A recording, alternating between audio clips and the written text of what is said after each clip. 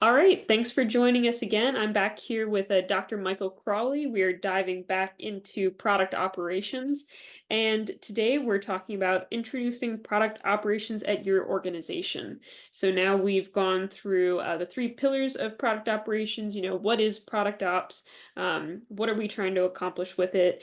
And now that the authors have convinced us, they're saying, how do we take this? How do you implement it at your organization? And how do you convince other people that product ops is worth investing in? Or as I noted when I was reviewing this, do you even need product ops right now? Which I thought Good was an question. interesting, it this isn't a sales pitch, this is definitely a discovery process. So I appreciated them Yeah, being transparent. that is very good. All right. So, like I said, one of the first things that they mention is how to assess whether you need a product operations team, and what to do if you decide to introduce one. So, first off, they're just saying, have you gotten to a point where you think you need product ops? And, if you do, then they're going to show you how to implement it. And one of the things that they use to figure out if you need product ops is what are some pain points that you're experiencing? So they mention when your strategies and processes are becoming more complex and it's more difficult to keep your finger on the pulse. I think that one is interesting. I personally thought that one might be a little bit of a gray area because I know in a lot of organizations it's hard to, anytime you start to get a few silos, even, it's hard to keep your finger on the pulse, which might just be miscommunication or it might need product ops, but maybe just the fact of it is a lot of organizations need product ops, right, that don't have them. Um, maybe they're all suffering from that. But Yeah, and that's the interesting thing that they kind of cue us in on because they've given us all these amazing nuggets along the way, mhm. but when and where and how do we use them? Do we even need to? And to your point, they come out the gate saying maybe, maybe not. But here's some triggers. Here's some things to think about. And if are these are some questions in your organization that need to be answered, or you need another approach, or considering how you're going to manage them, then this you might be a candidate for this because this is exactly what triggered us to come up with an idea like this in the first place. And you too may Yeah. benefit from solving your problems and thinking about it in this way. Mhm. So, yeah. Yeah, and I think when I was thinking about this and I was trying to figure out, from a perspective of someone who's doing some product ops right now, but it was very much a gradual thing at the org. We didn't really know we needed it. It kind of evolved over time. And I think that one of the things we noticed was when there was individual departments had processes, but they started involving more and more other departments, and that question of who owns this and the follow-up kind of response of it shouldn't be us, but we don't know who it is, started becoming a lot more frequent. So that idea that someone should be holding this process that isn't in a silo, and I think that's also a really good indicator that you need someone else kind of separated from the teams, but connected to everyone that needs to hold those processes. That is really interesting. And just so you're aware, that is very a very agile type of mindset. Mm, Because just to kind of align the two and show the parallel, agile is usually used in situations where you have complexities, and so that's what we're talking about is all of these moving parts that, in one sense, seem to be somewhat distinct, those silos that you're talking about. But then we have to move together as one unit, as an organizational unit, as a company that's aspiring to realize these business objectives and these outcomes as one. So hmm. how do you get all of these fragmented elements to function as one? And that's very much what the kind of agile mindset's about. So I can see that fused right in, particularly as you described, your summation of what's happening here moments ago, because that's exactly now what they're doing is really though applying it to the product, Mm, a component of it versus just strictly a project management perspective, which Agile tends to lean towards project approach. And this is a product, and Agile's got some of that too, but that's exactly what we're talking about here. Product and yeah. project management, by the way, is slightly different too. Just another little caveat. because the definition of a project is you have a beginning and an end. I mean, there's a Mm, few more things that define it, but at the end of the day, at some point, you're going to close that project out and it's over. And now release those resources. And what's the next thing, the important thing we're going to concentrate on? When you talk about operations, operations is ongoing. So mm-hmm, there's the difference between project and operations. And when you go into any of those certifications, whether they're PMP or any of the mm, agiles and all of that, they very clearly want that line to be drawn so yeah, people understand there's a difference between projects and operations. So mm-hmm, traditionally, there hasn't been a product kind of operations, which is ongoing perspective. It's been mm-hmm, a product project. In other words, when that product's delivered to the yeah, customer, or when that revision, or when that release, or that version, bam, end of story. But yeah, also, so operations by definition says, well, we're not stopping here because we've got to come back and do this the next day and, kind of keep this ship floating.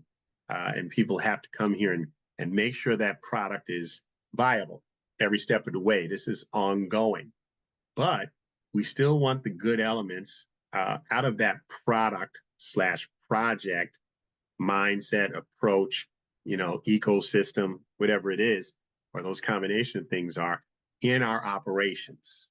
yeah, So let's go ahead and transport that over here in this ongoing ecosystem, but take some of those same elements and fuse them into the operational side of things.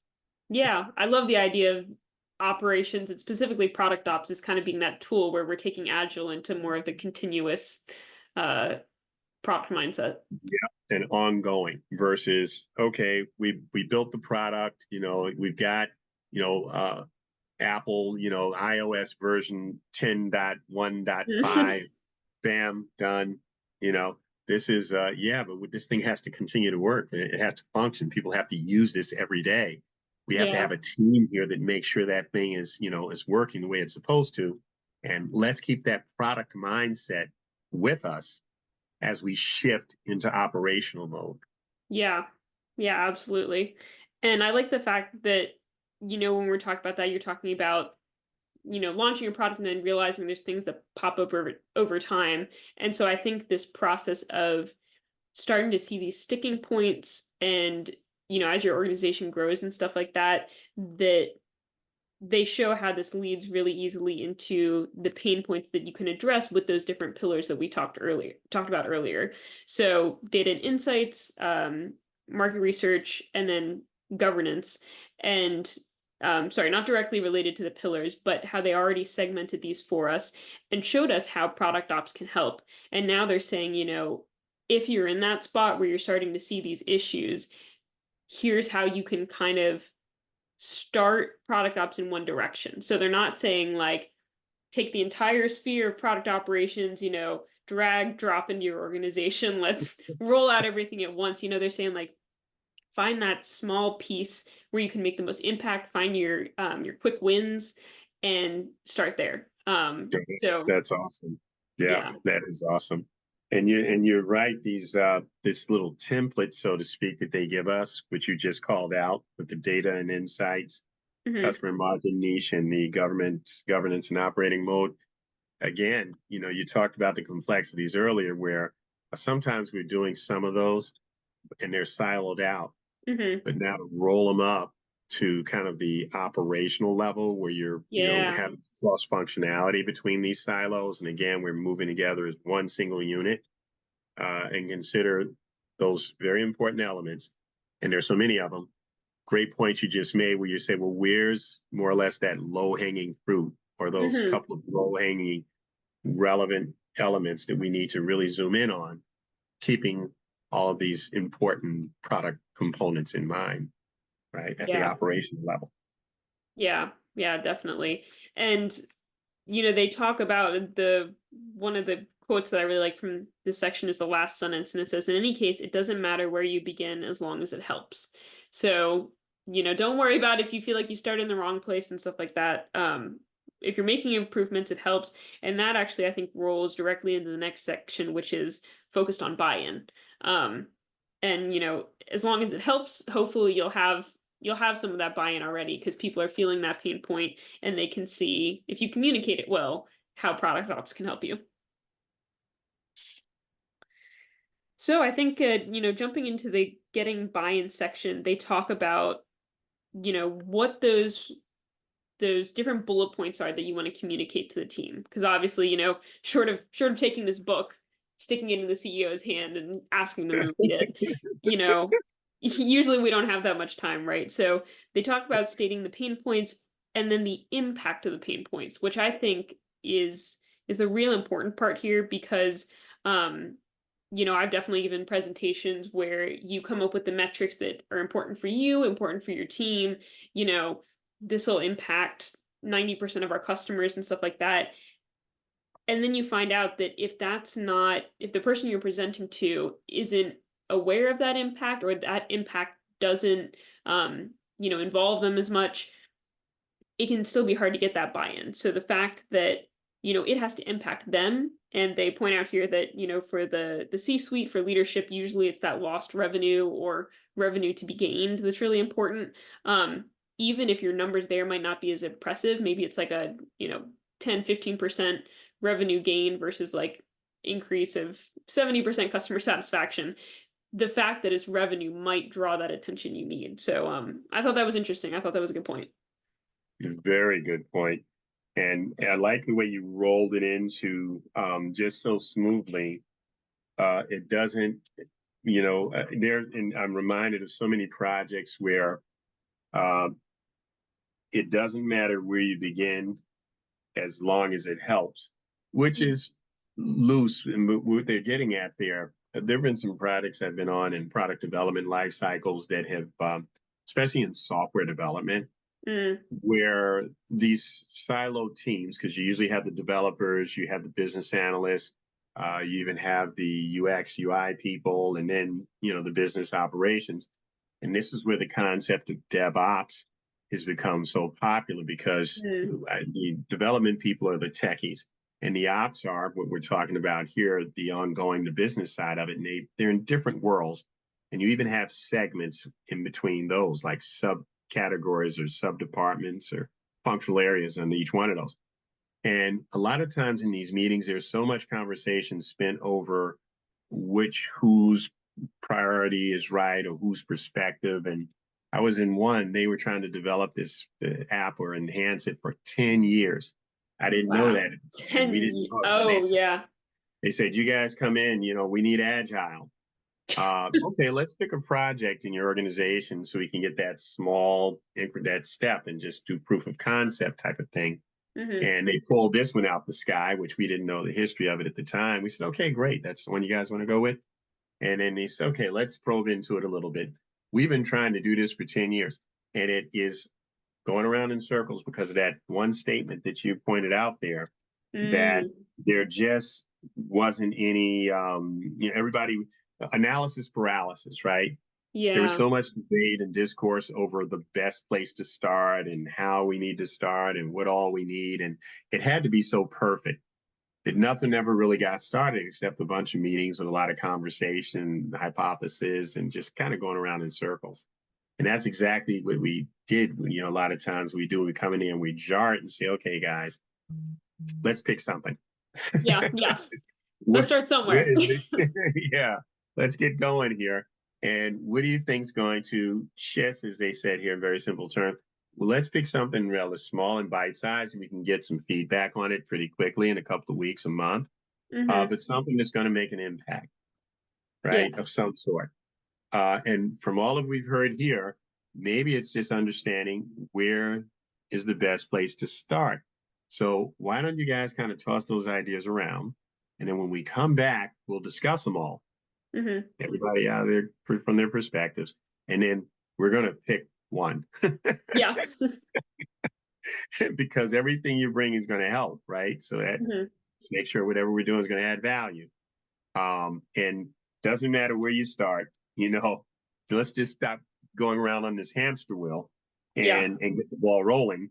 Now they're talking about, so start with the pain points. That was exactly what we did. They really just nailed this thing.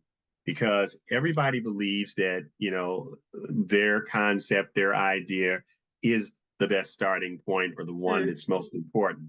yeah. And so when you drill down and say, okay, well, pain points, like what is impacting this organization adversely the most, right? Where's the biggest problem? If we could fix this or address it or start chipping away at it, is going to give everybody really, or as many people as possible, relief. So Hmm. make that, allow that to drive your thinking. And so now when you come back, the things that get discussed from that context, and the conversation, it takes a different turn too, because now you're kind of able to steer it down that, okay, is this really what everybody is, a large majority of the people are really, complaining about. Yeah. Right. Yeah. And so it takes it out of a little bit of the ego, right? Because of course, all of our ideas are just amazing. And, it's not the sales pitch that you talked about earlier when they say, well, do you even need to be doing Hmm. product operations? Well, in this case, same concept. Nobody sell their idea necessarily. Well, do it. But here's the thought. Which one is causing the most pain? What are people screaming about and yelling about at you about most? Yeah. Now we can have a bit of a conversation here because people will can vote on that one. Right. Yeah. Yeah, definitely. And and I do like the fact that they just don't address the problem itself, but they also give you a little script here for what product operations is and how it can help, overall. So I think it's really interesting that they're saying yes, have a project, have a low hanging fruit, but like here's a quick script to come with give some background. Almost reminds me of like a TLDR for the entire thing. And yeah, they're almost building this as the different components of like your offering. So finding the pain point, identifying where you can make an impact, low hanging fruit, having a summary of product ops, and then this is the package that you're getting ready to deliver to management. Excellent. Yeah. And they're back on those pillars, right? So right in the area that you're focused on, in that little potential solution, because you say Hmm. we're focused on potential solutions and recommendations, and Hmm. you drop down right about that middle paragraph, the three pillars. So that's going to be something really worth organizations understanding and getting a grip on. Hmm. Business and data insights. So it's from that same chart we just looked at on the previous page.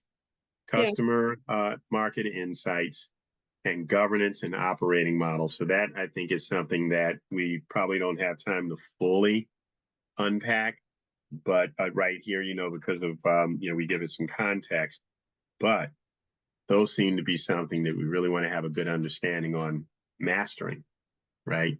Yeah. Business and data insights, customer market insights, Hmm. and governance and operating models. Very important, right? Yeah, absolutely. And I like the fact that the way they organize this book is helping us buy into all three of those pillars first. And now that we've bought in, now that we know what that means and have kind of that um almost like that metadata for each of those, then when we're giving this pitch, if an individual question comes back, when you say like governance and operating model, what are we talking about? Then you have the knowledge to back that up. Yeah, But yeah, great summary. And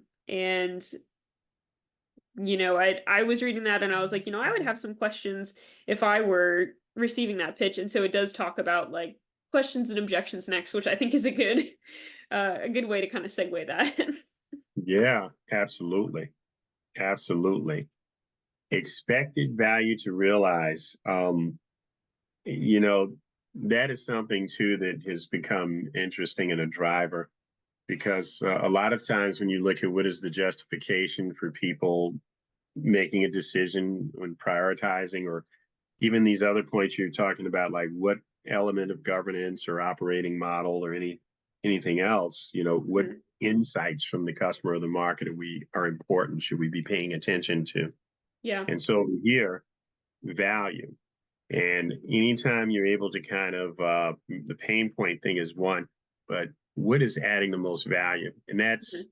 a bit of a question because people's definition of value is different. And there's so many different types of value. Yeah, But that's if you true. can center the conversation and the thinking as they're concluding here, expected value to be realized, Mm-hmm. and make that kind of the driver behind what, once you identify, well, what is the pain point? Yeah. And then you say, well, okay, great, let's address one or two of those. Let's pick one. And what value, what are we going to do to add value to address, eliminate, reduce that pain point? So we pick it and then we say, well, what does that mean?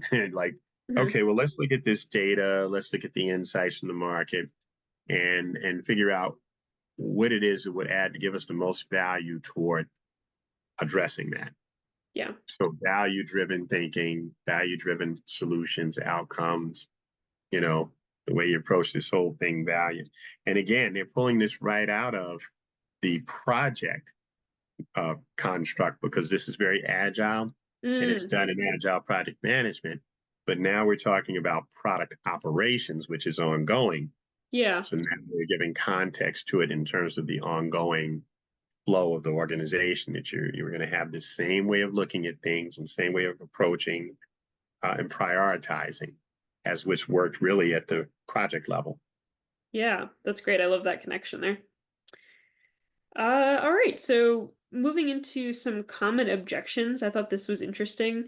Um, we saw down here some ones that have actually popped up earlier in the book, like the idea that um, we're going to be creating more and more processes and rules and things like that. And they say that, product ops doesn't just create processes, it manages processes. So, we're actually maybe stripping down some of those that don't need to be there anymore, or maybe combining them to make things more efficient.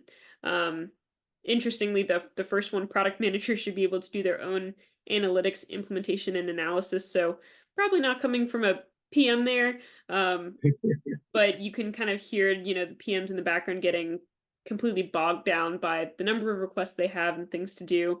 Um, and their counters are really well thought out. And this kind of makes me, I think, builds my trust in the authors that they have a good structure to these arguments where they start off with saying, I agree, product managers should be capable of analyzing data. So you are just like you would in a real conversation, right? You want to find that common ground and then, you know, kind of a detailed explanation of how product ops slots into this isn't redundant and adds, like you keep mentioning, adds value. Um, so yeah, just wanted to kind of touch on a couple of those. Um, Kind of the same with the last one where they're saying, yes, product managers are already talking to customers, but we're making better use of what we have. Almost like product ops is kind of the knife sharpener. Like, yes, you have a bunch of Yeah. knives. Yeah, they can do it, but you want to sharpen them, you want to hone them so that they're actually doing what they can do. So yeah, That's a good analogy. Love it. thanks.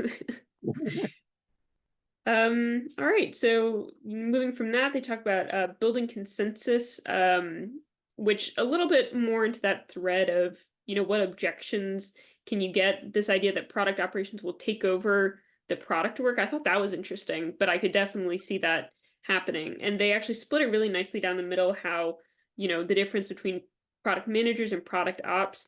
And I can't remember if it says it in here. I think it does. I can't remember where, but the way I've always thought about product ops is you go to the product managers and you're like, we're here to make your job easier.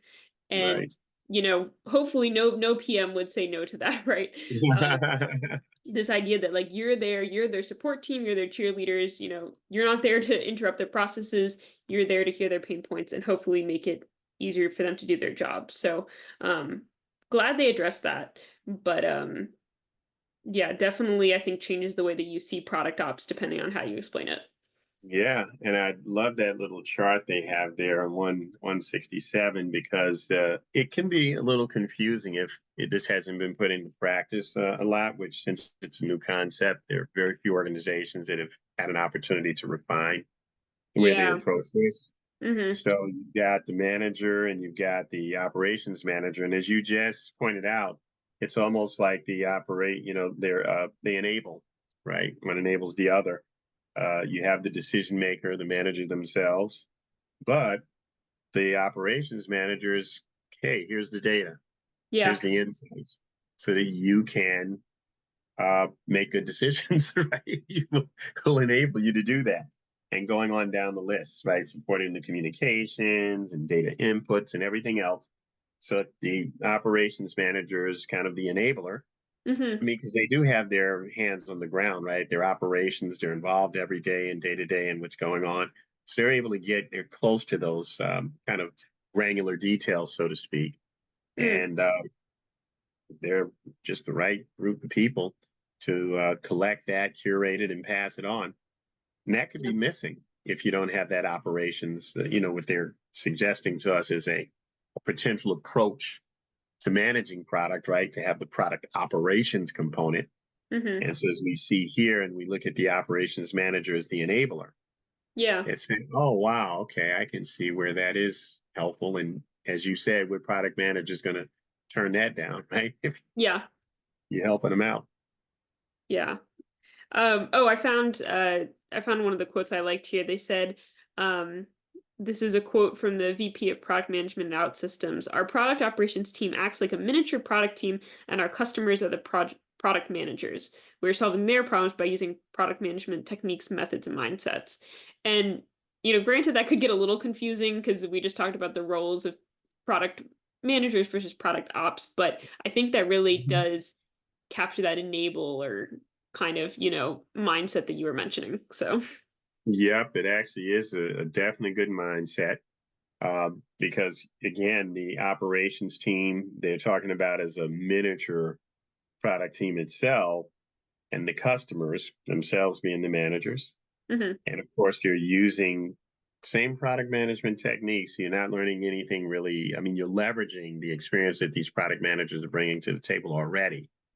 So you say, hey, we're going to use that, that knowledge that you have, and including some of the techniques and stuff. But you're going to facilitate a little bit differently here and be an enabler, so to speak. And so it kind of just adds another layer of I don't know validation yeah, to what's going on, right?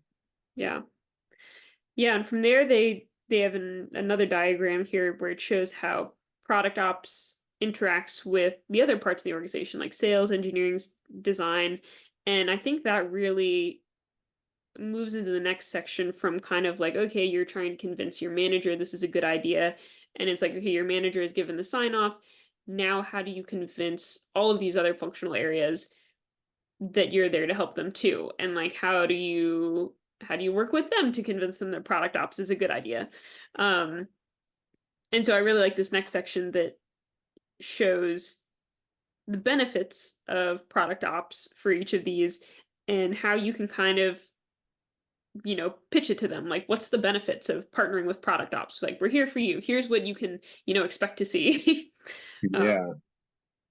so, No, that is good because, like you're saying, there's the mind, the thought of how do these moving parts coexist mhm, and support one another. And so, yeah, that's an excellent breakdown that they have there on how to, articulate and functionally get them to complement one another versus to be these separate things that are just mhm. happening Yeah, and just activity to nowhere, right?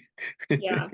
And I think they talked about in one of the sections this idea of one of the things that makes you need product ops is that in your organization you're generating a lot of data, you're generating a lot of user interviews, and it's just kind of going into the abyss.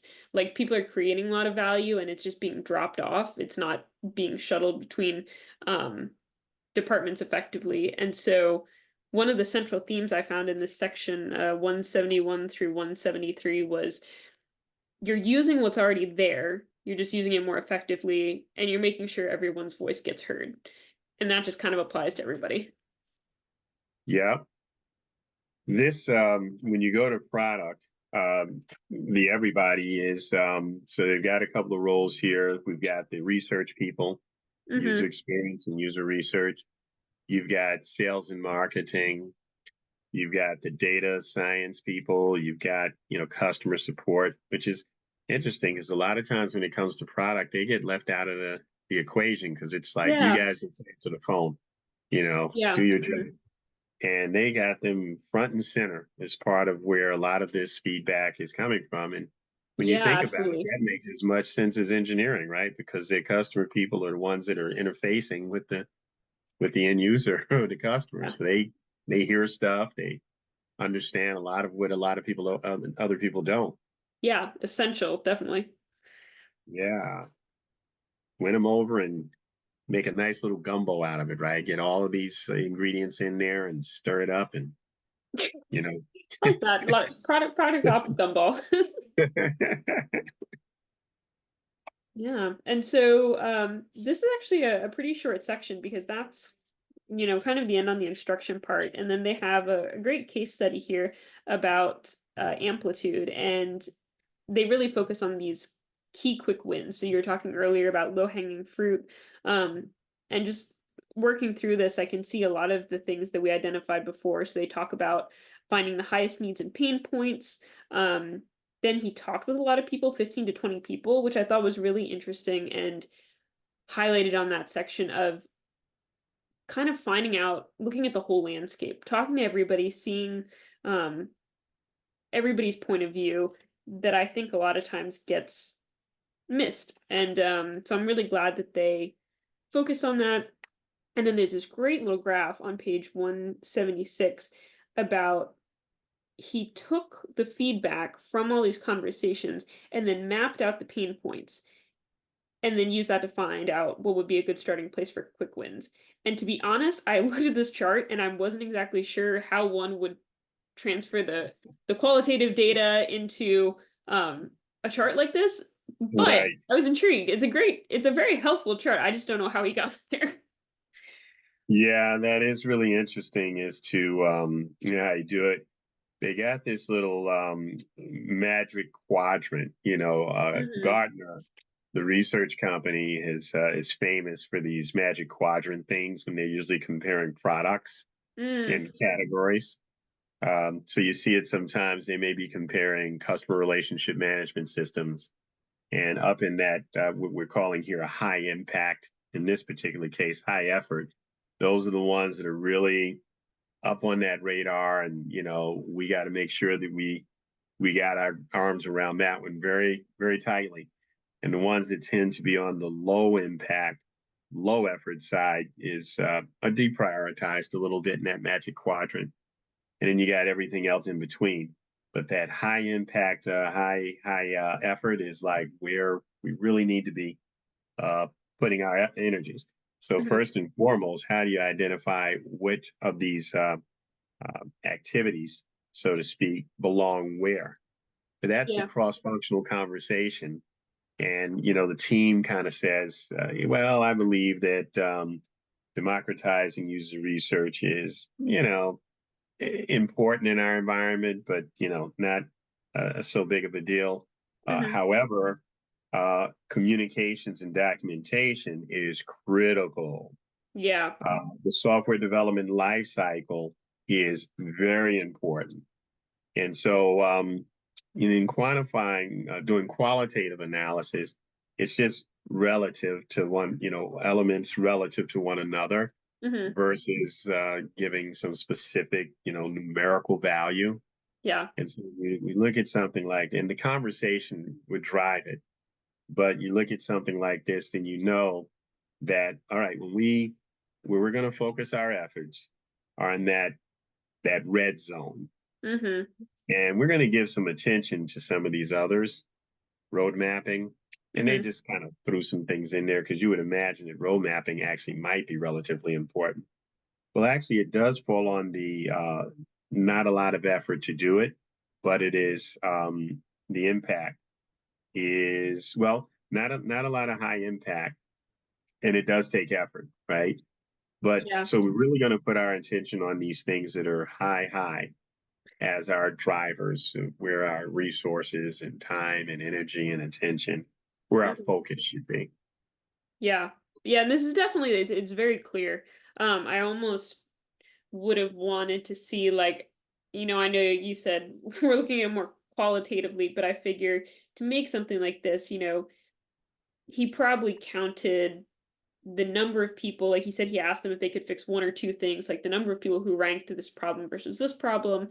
I think it would be interesting to see, either the framework or something else that kind of led to this. But I agree, really helpful. Yeah, you're right. There's not a lot of background that led up to, how this whole thing occurred. The most they give us is say, okay, well, you've got this listening tour, on the previous page, the opening page of the case study. And he goes through Yeah, a lot of stuff there. But what the real thing out of that is that you get some conversation going yeah, with some yeah. some And number of people that have an idea, and and this again is very agile. It's interesting because there's no right or wrong necessarily, mhm. but just in that cross-functional conversation, it's more of a everybody's got input into the discussion. So you're not, Yeah. in a room with just marketing people or just engineers. You've got that cross-functional team represented. The Mhm. conversation takes place and you can hear all the pros and cons real time, right? Yeah. I mean, and typically engineering's in another room and you don't know why they don't agree with whatever is being said. Well, they got the engineering perspective, and that Mhm. engineering perspective comes right inside the room and you can hear it. And then you could say, oh, wow, never thought of that. And did you know, and you're giving the marketing piece, and engineering says, good point. Hadn't thought about that because that's not my world. And so Yeah. from that type of what are they calling it here? Listening tour, Mhm. you're able to kind of pull out what some of these data points might be. And Yeah. then clustering just to kind of make sure that they're grouped because they have in our little example here uh, road mapping. Mhm. Well, there may be some other little elements that were said in that conversation in that listening tour that didn't really say road mapping in particular, but when you cluster, the three or four ideas, you say, "Oh wow, all three of these, this is talking about road mapping, right?" Mhm. So now you Yeah. start clustering those things. Okay, we don't. There may be 100 stickies on the wall, but you don't want Oh to yeah. Back to load that this sprint mindset. Yeah. right? You say, well, Yeah. let's give this, let's break this into, in this case, they give us an example of five categories, so to speak. And so they cluster all of those 100 stickies into these five categories. And then the effort impact is all right, well, now let's prioritize these things relative to one another, right? We've decided that these are the important things. So which ones are the most important based on impact and effort? Yeah. And bam, throw them up there, and we're Yeah. off to the races. Yeah, and I think it was interesting that they said that Matsui started with a tougher one and started to, you know, think on it and talk to some people and stuff like that, and then figured out how complex it was going to be, and then decided to kind of go for that lower hanging fruit. Um, for the communications and came up with I loved this solution, this product newsletter that had like 5 bullet points on it because Mm, honestly, I was like every team I've ever worked on would probably have benefited from this because yeah, nobody likes reading long pages of updates. Everyone wants to know what a team is working on for just like one point in time. Um and gosh, that was the organization definitely took some putting together, figuring out and stuff like that. But as far as a product, like that's pretty simple, That's something you can get off the ground right away. Um and obviously it was a big success here. So I just thought that that was a great first of all, great idea. I will definitely be using this at some point. But also yeah, great demonstration of the ideas. yeah. Something else he did was pretty crafty. I like that one. Thanks for bringing that to the surface. On this 176 under his cluster, Mhm. to kind of narrow it down, because again, there might have been 100 stickies on the wall. So he says he asked everyone if I could fix one or two of them. Mhm. So we're going to narrow this whole big conversation down. Pick one. Yeah. And so now that gets people really thinking. And Mhm. that's a pretty effective tool too, a lot of times, because otherwise, um, there could be a lot of answers, and there Mhm. probably were to start out. But he's like, okay, we're going to fix this problem. Of course, we have to identify what the problem, what the pain point were.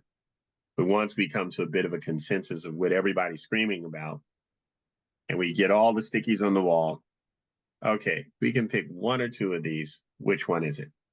Yeah. Now people have to really drill down, right? Hmm. So, yep, that's he's got some pretty interesting techniques to getting consensus. That's what we're talking about here. We're on a Yeah. consensus. Yeah, pretty good use case on that topic. And I Well, that's really part. like, oh, go ahead. No, go ahead. You good. I really like that, you were talking about talking to people, getting those pain points, and then they come back to that. So on page 180, they say close the feedback loop. Here's an initiative we launched. Is this meeting your needs for that pain point we talked about? And I don't know how often that happens. We ship a product internally, maybe we let people know it's out, we'll identify the stakeholder and say, let us know if there's any problems. But how often do we really get that feedback? How is this working for you? Like, let's talk about it. Let's have a longer conversation than did this check the box yes or no. Um, so I thought that was good. That is amazing. That feedback loop very rarely gets closed because a lot of times when it translates into the research guys who've done the research and you get some clinicals or if it's healthcare or some kind of way to do a trial or Yeah. A/B split test or whatever it is. And then you say, yep, this is it. And you get it out there. For example, I've got my iPhone and I actually got a Droid in there too. So I Mm. got them both. And nobody's ever asked. They keep pushing these updates out, and I guess it's because of security patches and like that. Nobody's ever come back and say, "Hey, how's that working for you?" Oh yeah. It's like, no, I don't want that update. Yeah. I mean, you may be surprised. Some people might say that, but nobody ever asked that question. So the Mhm. idea of closing that feedback loop is powerful in a lot of ways, right? You get the data from the Mhm. customer, and also it makes the customer feel like you care. Yeah. Yeah, absolutely. Um, yeah, so just really like this case study. They had a couple tips, which I think all things we've talked about before, starting small, starting with a smaller project. Find your promoters ASAP. I really like that. So when you've talked to a few people, identify those people who are really on board with you that can help, create that buy-in for others. And then say no, which I think is kind of similar to starting small. Make sure that, like any good product manager, that you're only taking the things that make sense, um saying no to things that, maybe better dealt with later or don't have a clear initiative tied to them.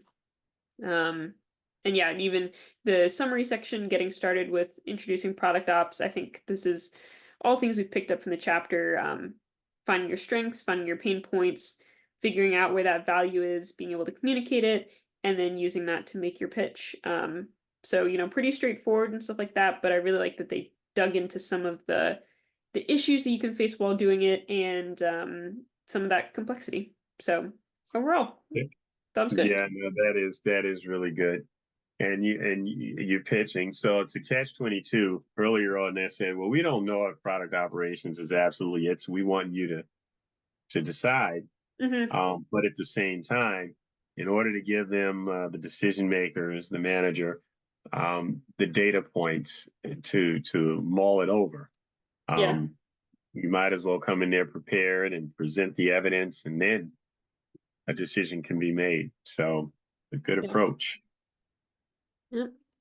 And that wraps up our section on introducing product ops. And it looks like next time we're getting into, okay, if you have decided to move forward with it, how do you build it and scale a product operations function? So maybe you've got one person, now things are getting more complex. How do you scale that up? So interested to see their thoughts there. This is going to be exciting. All right, so this is scaled product operations. I chuckled a little bit because I referenced product management and agile a bit because there's a lot of agile here.